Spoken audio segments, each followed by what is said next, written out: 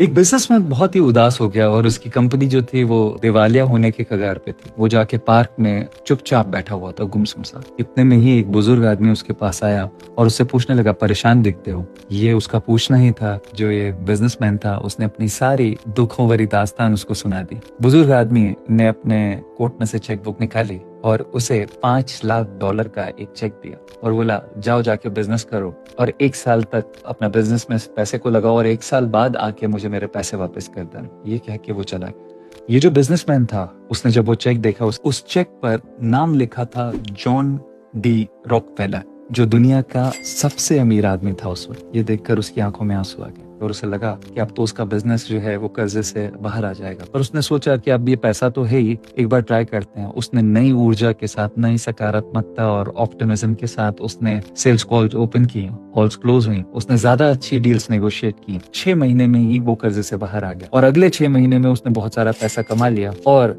निर्धारित समय 1 साल बाद वो उसी पार्क में आता है और वो जो चेक था उसने अभी तक भुनाया नहीं था। वो चेक उस आदमी के लिए रखता है। वो बुजुर्ग आदमी वहां आता है और वो उसे चेक देने वाला ही होता है कि इतनी ही देर में एक नर्स तेजी से दौड़ के आती है और इस बिजनेसमैन को कहते हैं कि आपने बहुत अच्छा किया, इस पागल को पकड़ लिया। ये बार बार पागल खाने से निकल जाता है और कहता है कि मैं इस दुनिया का सबसे अमीर आदमी हूं और किसी न किसी को अपने झूठे मूठे चेक देता है।